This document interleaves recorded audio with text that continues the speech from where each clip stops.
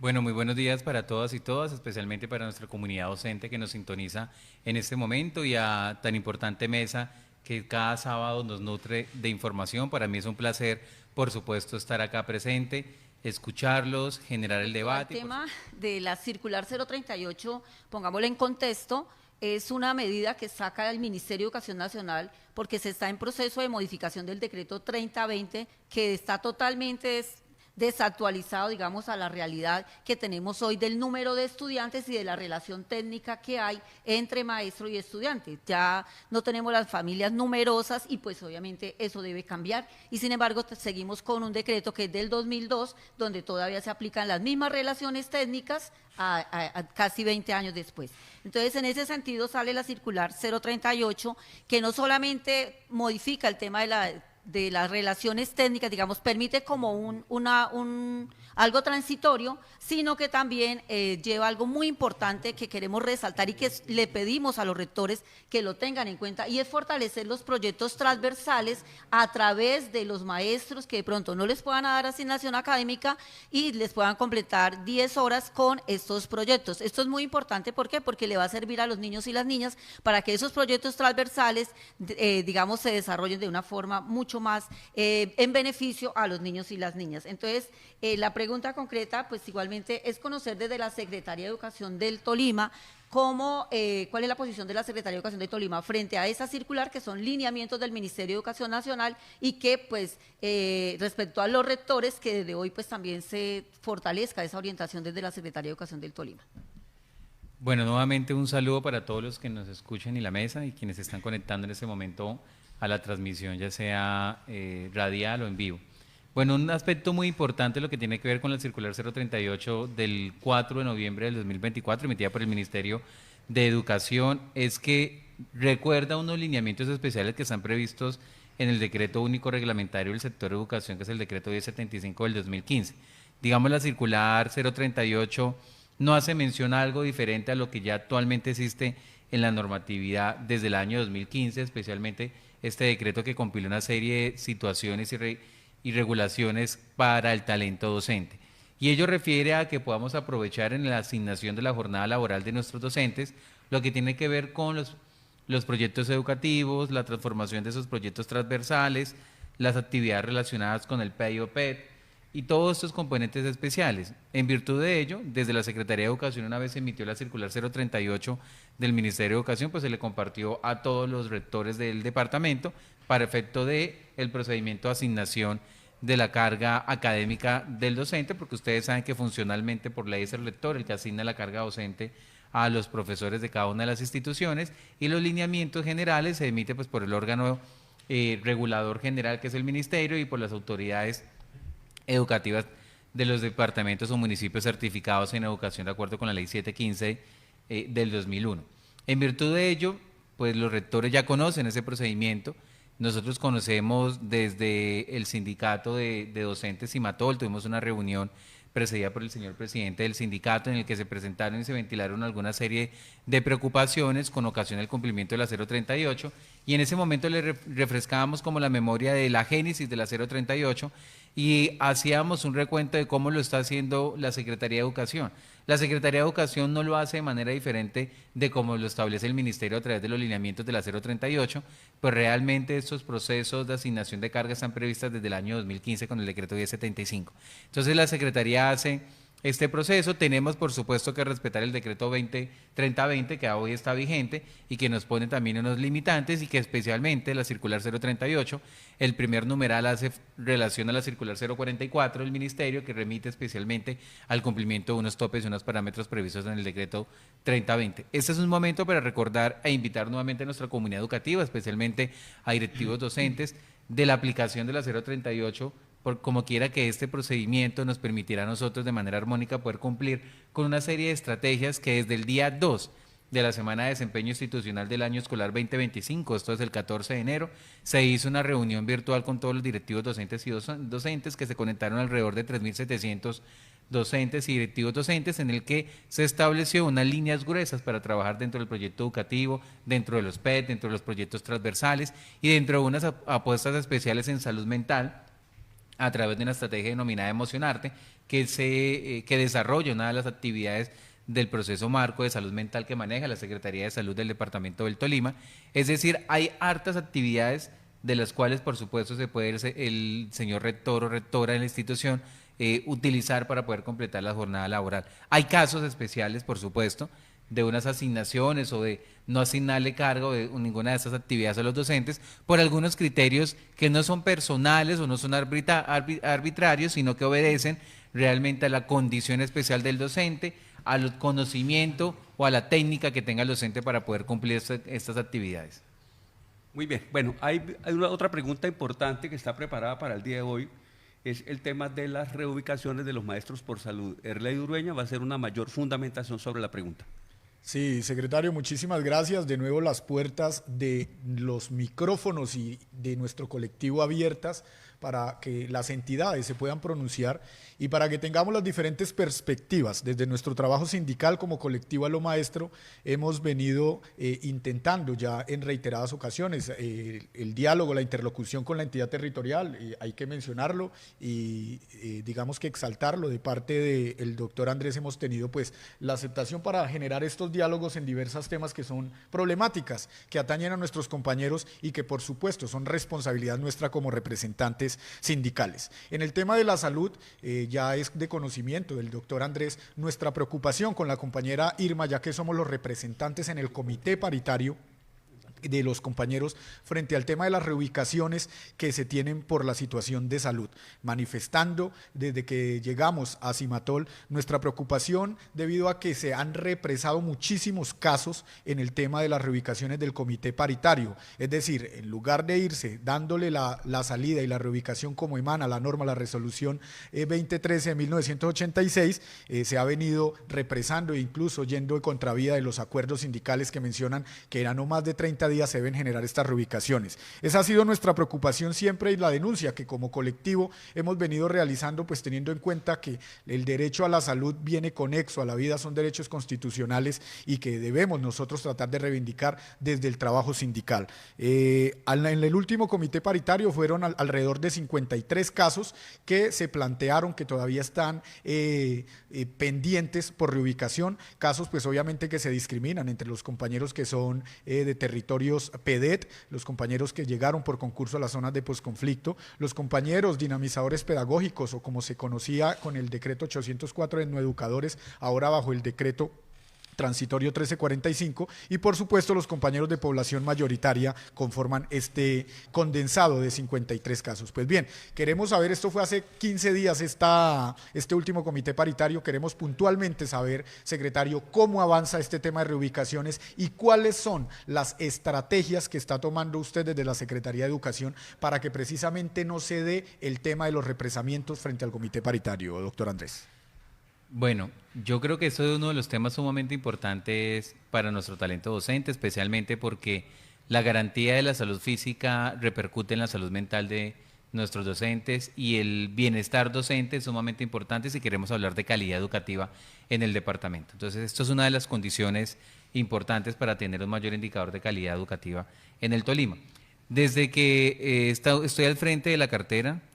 con el equipo directivo de la Secretaría y con ese talento docente que nosotros tenemos en la Secretaría, un talento docente muy bien preparado, muy operativo, muy comprometido con la educación del departamento, pues hemos tratado de diseñar diferentes estrategias que nos permitan a nosotros evacuar este número de solicitudes que tenemos de nuestros docentes que por comité paritario pues han pedido un traslado por condiciones de salud. Recordar que hay una situación especial con los docentes etnoeducadores, como usted lo ha mencionado, que hoy ya se llaman dinamizadores pedagógicos o docentes indígenas, de acuerdo con el decreto 1345, por unas condiciones especiales de la misma normatividad que regula esta vinculación especial docente, en el que los traslados deben ser concertados por las diferentes autoridades y en esa instancia hemos tenido una serie de dificultades que incluso lo he conversado con las diferentes autoridades en los procesos de tránsito que estamos adelantando en este momento con los docentes etnoeducadores. Entonces ahí vamos a tener una limitante sumamente importante porque por ley el traslado debe ser concertado ante esas autoridades, es decir, no depende de la Secretaría de Educación, sino que depende de un trabajo concertado y armónico con las autoridades indígenas de los territorios. Y lo que tiene que ver con nuestros docentes ubicados en los municipios PEDET, que recordemos son Chaparral, Río Blanco, Planada, Ataco, estos municipios, como los docentes se presentaron en una convocatoria de posconflicto, la ley establece que deben permanecer 10 años en el territorio y cuando solicitan traslados, pues la mayoría de estos traslados con las condiciones especiales que se requieren o demandan estar ubicados en el casco urbano de Chaparral, lo cual por la capacidad operativa de números docentes que tenemos en Chaparral, pues no da abasto para tener a todo el cuerpo docente concentrado en Chaparral, o se tendrá que trasladar a otra área, pero como son docentes PEDET, son de zona de posconflicto, pues tenemos que buscar otra área PEDET en el país para que ellos se puedan trasladar, porque no pueden ser trasladados por fuera de estos 4 municipios. Entonces, estas son 2 limitaciones legales, producto de esta última, que es de los profesores de la zona PEDET, pues hemos elevado una consulta al Ministerio de Educación con ocasión a cómo podemos nosotros garantizarle al docente, especialmente cómo podemos aplicar la sentencia 195 del año 2022, expedida por la Corte Constitucional, que nos demanda a nosotros garantizar esos traslados por salud, reubicación por salud, para mejorar, por supuesto, las condiciones del trabajador. Entonces tenemos esta consulta ante el Ministerio, yo le veo esta consulta, está pendiente de respuesta por parte del Ministerio, a ver cómo podemos hacer con este cuerpo docente de zona PEDET. Y por supuesto con las autoridades indígenas estamos trabajando. Yo creo que tenemos que aceptar que existe un represamiento en la Secretaría de Educación y ustedes nos los han mencionado, el sindicato de manera constante, y creo que este trabajo tenemos que ir mejorándolo. Ya lo hemos mejorado desde la última vez que yo me senté con ustedes con el sindicato Cimator el 18 de octubre, quedaron unas tareas de sacar adelante unos procesos tanto de comité de amenazados como comité paritario, y producto de estos represamientos hemos avanzado más o menos con 14 traslados de los que se encontraban represados, de los cuales ahora tengo represados 37, que como les menciono son limitaciones legales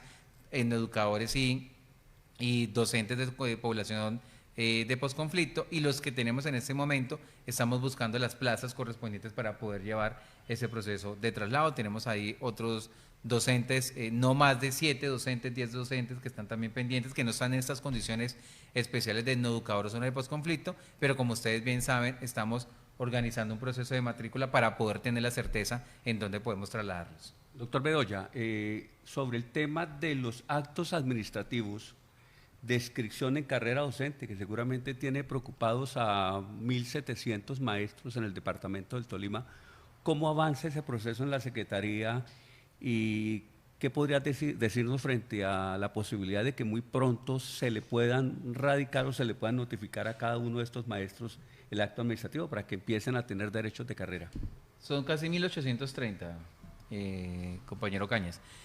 Bueno, ustedes conocen que el procedimiento es un procedimiento reglado. El decreto 915 del año 2016 regula cómo se hace el proceso de inscripción, y hay un procedimiento previo al momento de ingresar a la carrera, que es una situación que depende del docente, y es que el docente actualiza los títulos académicos. El procedimiento de actualización de títulos académicos refiere a que el docente allega la certificación de sus títulos. Por ejemplo, cuando ingresó al periodo de prueba no tenía el título de la maestría, pero ahora ya tiene el título de la maestría. Cuando llega ese título, lo que tiene que hacer la Secretaría de Educación es validar cada uno de los títulos académicos, es decir, que dentro de la bandeja tenemos un proceso de más de 1.800 títulos académicos que tenemos que validar con más de 200 universidades del país. Este procedimiento, por supuesto, genera un desgaste administrativo en la Secretaría, pero adicionalmente el procedimiento de antecedentes y demás procesos que uno tiene que cumplir en este trámite. ¿Qué es lo que nosotros estamos haciendo en este momento? Como se lo mencionamos a la veeduría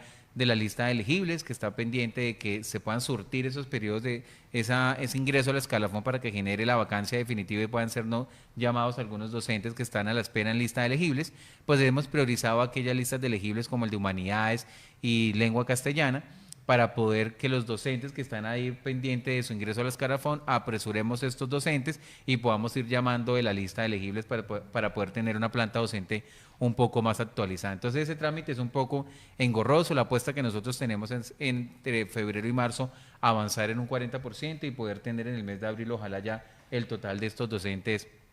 incluido. Le voy a contar una infidencia en el proceso de títulos académicos. Yo desde el mes de octubre soy secretario de Educación del departamento, y dentro del proceso de validación llegó un título firmado como especialista en pedagogía por la Universidad del Tolima, firmado por Andrés Bedoya en el mes de noviembre del 2024. y yo ya estaba en la Secretaría de Educación. Ustedes saben que los títulos académicos de la Universidad del Tolima son firmados por el rector y el secretario general. En su entonces yo, antes de estar acá en la Secretaría, era secretario general de la Universidad del Tolima. Entonces me pareció curioso, me enviaron del área administrativa la foto y me preguntaron, secretario, ¿tiene un doble o será que sí es válido este decreto? Y tenía firma de noviembre de 2024 y yo ya estaba en otro rol. Entonces veamos que es importante este procedimiento de acreditar los títulos académicos a efectos de que quien ingrese y tenga el correspondiente escalafón docente, pues corresponda a las cualidades académicas y de experiencia que tenga el docente. De educación, ¿cómo se está planteando, si se está planteando una política o una ruta para que este tema de conflictos laborales se disminuya y pues que eso va a tener que repercutir mucho en la salud mental? Entonces, esa es como la pregunta concreta. Bueno, yo creo que la política para los entornos y el bienestar laboral y los conflictos que se puedan presentar en el entorno laboral por el equipo docente o el relacionamiento de directivos docentes entre ellos o directivos con docentes y a la inversa, pues ya está regulado. Yo creo que nosotros no tenemos que inventarnos una política para el manejo del conflicto.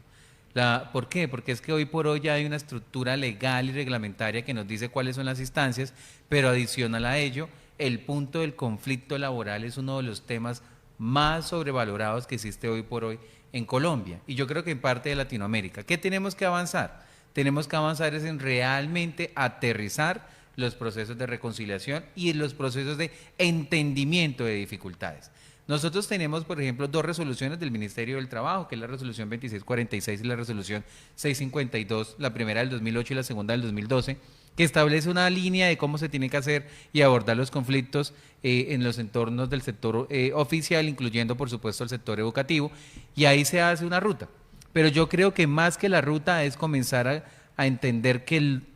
los docentes, que el cuerpo laboral docente del departamento es un cuerpo que tiene una excelente formación en procesos pedagógicos y dentro de la formación de los procesos pedagógicos encontramos lo elemental que son los procesos de reconciliación y del manejo del conflicto, del manejo de las emociones y por supuesto del manejo de la inteligencia emocional. Creo que eso tiene que verse no solamente en la estructura de cómo los atendemos, nosotros atendemos todos estos conflictos, pero creo que tenemos que hacer un proceso diferencial, pero al interior de las instituciones a través de estrategias como los que estamos manejando actualmente, que es la estrategia Emocionarte, que no solamente va destinado a estudiantes, sino a cuerpo docente, para tratar de no hacer la charla de por qué tengo que comportarme bien con mi compañero, o por qué tengo que respetar al de al lado. No, tratar de hacer procesos inmersivos, diferenciales y vivenciales que le permitan, por supuesto, a la persona entender este tipo de situaciones. Y yo quería aquí hacer un énfasis muy importante en torno de salud mental, y es dar unas cifras del país. Miren, en el país tenemos una situación muy urgente de bienestar en los entornos escolares y por eso desde que estoy acá en la cartera de la Secretaría de Educación y atendiendo la preocupación que le asiste a la señora gobernadora, la asesora principal del despacho no es un abogado o una abogada, es una psicóloga que va a tratar de aterrizar estas dificultades para mejorar, porque tenemos una serie de instrumentos pero no los usamos, no sabemos cómo establecer la ruta, no sabemos cómo manejar las emociones. Y en el país tenemos el 45% de los colegios, en el país, el 45% de los colegios que tienen dificultades en los entornos escolares, tienen dificultades en los procedimientos, hay una urgencia del manejo emocional y solamente de todas las instituciones del país el 34% tiene acompañamiento psicoemocional o psicosocial en sus entornos escolares. Y aunque se tenga el 34% de acompañamiento psicosocial en todas las instituciones del país, quiero decirles que la percepción de acompañamiento en la salud emocional en los entornos escolares, ya sea laborales o de comité de convivencia escolar por parte de nuestros estudiantes, en el país es tan solo del 14%. O sea, la percepción de que me siento acompañado, la percepción de que alguien me va a asesorar, la percepción de que alguien me va a decir cuál es la ruta, cuál es su acompañamiento y el manejo de las emociones. Pese a que tenemos un cubrimiento del 34%, solamente en el país el 14% tiene esa percepción. El Tolima mejora esos indicadores. Mientras en el país el cubrimiento psicoemocional y psicosocial está en el 34%, Nosotros de las 212 instituciones contamos con 148 docentes y orientadores, lo que implica, por supuesto, casi el 65% del cubrimiento de las instituciones educativas. En términos de percepción, por supuesto, es inferior, es casi el 28% en términos de percepción, pero tenemos que ir avanzando y desde la Secretaría de Educación, no solamente en el componente de convivencia laboral, sino también en el componente de entornos escolares seguros en términos emocionales. Muy bien. Erley, vamos con Erley, mejor ahora retomamos el tema, Erley, de cobertura escolar y asignación académica. Sí, Ernesto y doctor Andrés,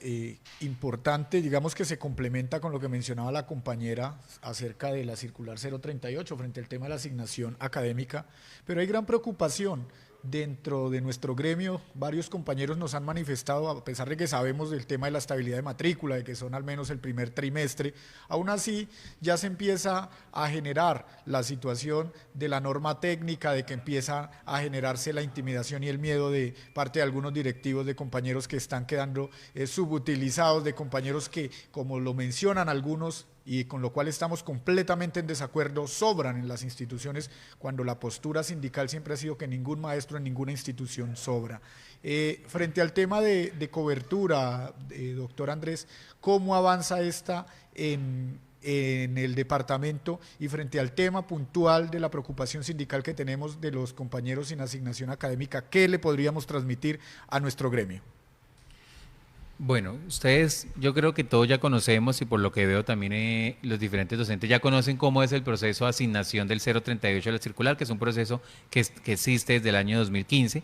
Y yo creo que la invitación acá es a que no veamos esto como un tema de represalias o un tema arbitrario. Revisemos si se está presentando alguna situación de esta, como me lo ha hecho conocer los actores, por ejemplo, que están en esta mesa, pues hay que presentar las denuncias correspondientes en la Secretaría de Educación para que se active la ruta de inspección y vigilancia y se haga una visita a la institución educativa si realmente existe alguna condición técnica, emocional, que le permita al directivo docente no haber hecho la asignación conforme con la circular 038. Porque hay que tener de presente que en conversaciones que he tenido también con los rectores y las rectoras, pues hay unas situaciones especiales de los docentes a quienes no se les ha asignado la carga, que realmente cuando se revisa objetivamente y técnicamente uno encuentra la razón de por lo que es.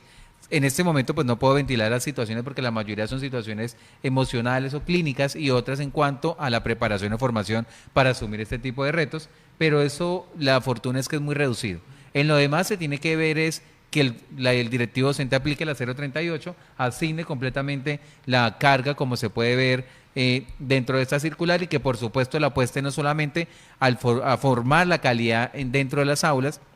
sino que nos permita a nosotros aterrizar diferentes proyectos estratégicos en el departamento que tenemos que mejorar. La matrícula, yo quiero decirles a ustedes que ha mejorado mucho. Nosotros empezamos con una prueba piloto de la prematrícula en el mes de octubre del 2024 para evitar que en el año 2025 tengamos lo denominados sobrantes, que ocurre muchas veces y solamente se logra estabilizar entre el mes de marzo y abril, porque muchos de nuestros estudiantes están por fuera de la matrícula. Por primera vez en el departamento, a 13 de diciembre del 2024, teníamos el 90% de la matrícula del departamento, lo que permitió, por supuesto, mejorar los procesos de asignación académica al interior de las instituciones. A hoy tenemos un aproximado de casi 125.000 estudiantes matriculados en el sector, acompañados de una estrategia de chatbot, ustedes lo conocen, tenemos un asistente virtual que se llama Edu, que es una inteligencia artificial que hace el proceso de matrícula, se encarga de escribirle al padre de familia que todavía no ha matriculado a su hijo, decirle, ven, padre Cañas, usted no ha matriculado a su hijo, ¿qué ha pasado con estos dos hijos? Te invitamos a que desclee aquí y lo matricule, y lo podrá matricular desde cualquier parte en el que se encuentre, en el trabajo, en la casa, incluso esperando una cita médica, ahí en el consultorio, puede hacer el proceso de matrícula. Tenemos un caso, por ejemplo, una madre que no había podido matricular a su hijo, porque la señora tenía incapacidad y pues la incapacidad no le permitía desplazarse hasta la sede principal de la institución, pero logró el proceso de matrícula de su hijo. Hoy lo tenemos en el sistema gracias a este tipo de instrumentos que nos permiten mejorar el proceso de matrícula. Bueno, me corresponde a mí. Hay algunas circulares que la Secretaría de Educación del Tolima ha expedido, doctor Bedoya, y que algunos rectores que ya tenemos probado con quejas de los mismos maestros no están cumpliendo. Algunos rectores. Temas, por ejemplo, puntuales, capacitaciones que ustedes convocan circulares firmadas por usted como secretario de cartera y que algunos rectores le dicen al maestro, pues si usted quiere ver la capacitación, véanla en la tarde, véanla en la noche, véanla el fin de semana, pero por favor, aquí vamos a continuar con las actividades normales. ¿Qué puede opinar usted y qué orientación o qué grado de exigencia le puede hacer a estos rectores que mientras que la Secretaría va hacia un lado, los rectores van en contravía, desconociendo que aún más es un derecho de los maestros y de ellos mismos la capacitación que la Secretaría hace, que no es de manera caprichosa, sino con argumentos y con una planificación que se hace de principios de año?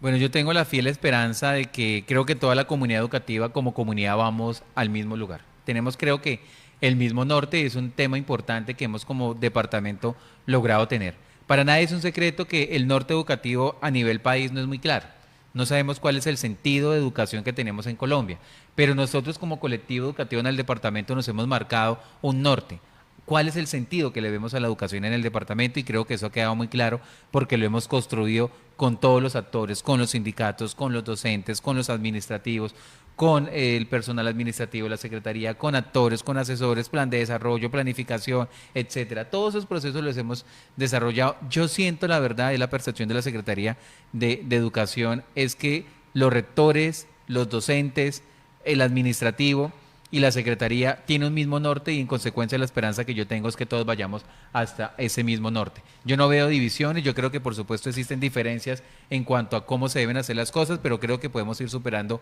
esas diferencias de manera que yo públicamente puedo decir que me siento bien en la mayoría de casos porque tengo la confianza en el equipo docente y directivo docente de que nos hemos marcado una ruta que vamos a cumplir satisfactoriamente o por lo menos hacer el ejercicio de cumplir satisfactoriamente. Y yo invitaría a quizás a, por decirlo así, a algunas personas que le sean renuentes al cambio, renuentes a la transformación educativa que le queremos apostar en el departamento del Tolima, pues que lleguen acá, que nos digan cuál es la dificultad, que nos diga cómo nos podemos articular, porque muchas veces uno establece un lineamiento, un proceso de capacitación que se atraviesa algún proceso pedagógico importante en las instituciones y creo que es falta también de articulación por parte de la Secretaría. Y yo invitaría a que lo hiciéramos, a que nos articuláramos y que cuando existen capacitaciones, pues invitemos al cuerpo docente a asistir a ella. Muchas de las capacitaciones no son obligatorias, son voluntarias para poder hacer un proceso de formación. Otras lamentablemente las convocamos tarde y en eso tenemos que aceptar, pero yo creo que todos vamos hacia el mismo norte. Yo hasta ahora no he sentido la percepción, habrá uno que otro caso, pero yo siento que todos vamos al mismo norte. ¿Cómo inicia este 2025 en el tema financiero? Que es muy importante saberlo, porque es la garantía que tienen los maestros de que tanto sus salarios y sus prestaciones se paguen de manera oportuna. Bueno, yo les podría decir que la garantía salarial y prestacional del cuerpo docente está.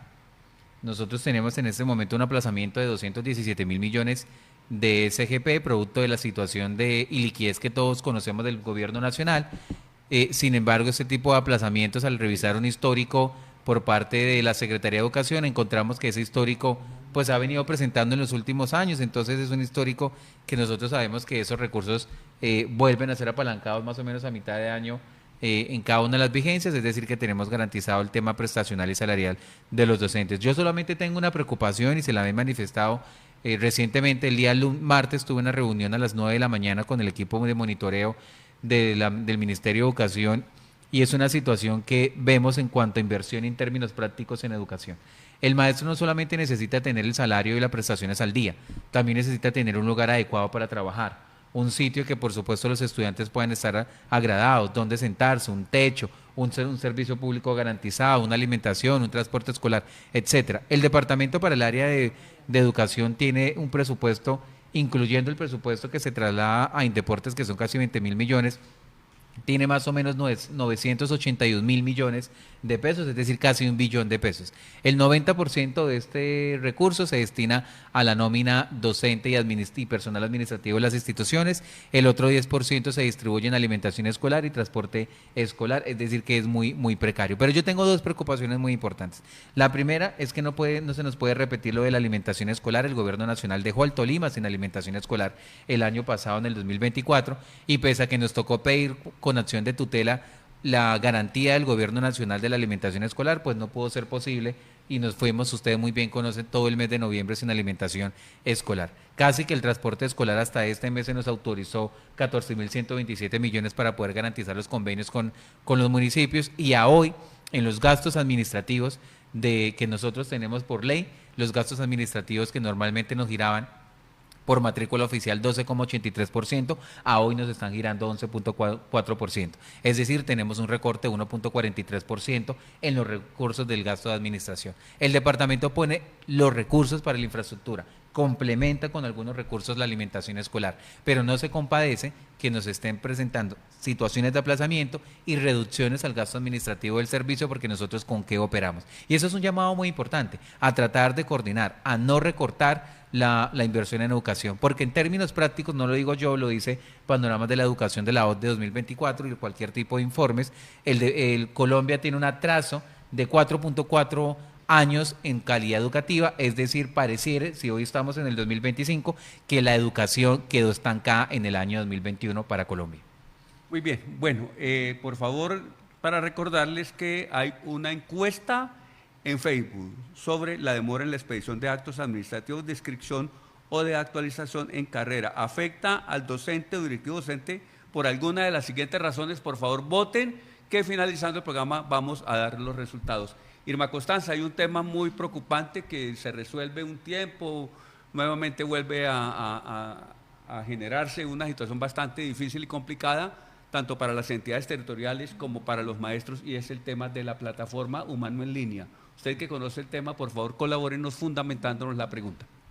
Sí, efectivamente, digamos, esta es una problemática que se ha venido planteando desde hace ya 3 años, en los cuales los cambios que se han dado en las plataformas han generado todo este tipo de traumatismos. Si bien se avanzó en el tema de Humano en Línea, lo que tiene que ver con los procesos de cesantías, en este momento, desde el año pasado, vemos que el proceso de lo que tiene que ver con pensiones, reliquidación de pensión, sustitución de pensión, y un tema muy preocupante, el tema de las pensiones de invalidez, que lo tocamos precisamente el jueves en el comité regional, donde maestros llevan más de 1 año y todavía no les han pagado su primera mesada pensional producto de esta pensión por salud. Entonces, en este tema nos volvemos a encontrar este año nuevamente con otro problema de plataforma fuera del que ya traíamos el año anterior en el tema de pensiones, que tiene que ver con el tema de la plataforma de soporte lógico. Quisiéramos saber, secretario de Educación, ustedes como ente territorial, cuáles son las estrategias que están planteando para abordar esta problemática que sabemos que es a nivel nacional,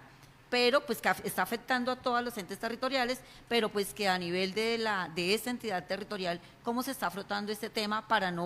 que no se dé ese estancamiento en lo que tiene que ver con estos procesos de pensión? Bueno, actualmente tenemos en suspenso 90 trámites de solicitudes de cesantías y pensiones que están en suspenso porque, como ustedes saben, Fidoprevisora no tiene el soporte lógico para la plataforma y están quietos, porque así lo definió la Fidoprevisora, que consideramos nosotros una falta de planeación, y lo que hizo la Fidoprevisora fue enviarnos a nosotros una circular en diciembre diciéndonos vamos a tener interrupción del servicio, nos tocó interrumpir términos hasta el 3 de febrero, se suponía que el 3 de febrero Fidoprevisora nos iba a organizar este componente técnico y lógico y de soporte lógico para poder avanzar en las prestaciones, pero el día de hoy tengo 90 solicitudes de prestaciones sociales estancadas en la Fidoprevisora, además de 25 recursos sin resolver producto de esta ausencia de trámite. Yo creo que no se compadece que, además de que se nos está presentando unas alertas de recorte presupuestales para las regiones, también adicionalmente tengamos que subvencionar el proceso de soporte lógico para el gobierno nacional, especialmente la Fidoprevisora, porque ahora lo que tenemos que hacer es que el departamento tuvo que invertir 564 millones este mes para poder apoyar el proceso de soporte lógico, que es una responsabilidad que le asiste a la Fidoprevisora, que es la encargada de manejar ese fondo con el gobierno nacional. Acciones que nosotros estamos haciendo. Pues además de que tenemos unos recortes, tenemos que destinar de nuestro presupuesto 564 millones, en vez de poder llevarlo a calidad educativa, a infraestructura, tengo que sacar de estos proyectos este valor. Pero adicional a ello, lo que hemos estudiado es la posibilidad de instaurar una acción popular, porque lo que está ocurriendo es que la demora de esta prestación, la demora del FOMAT de la Fidoprevisora, nos está generando a nosotros unos intereses de mora que nos está afectando el patrimonio público del departamento. Y eso es lo que nosotros tenemos que hacer, es garantizar a través de una acción popular que se proteja el patrimonio público del departamento y evitar, por supuesto, ese desangre por la ausencia de un soporte y una planificación por parte de la fiduprevisora.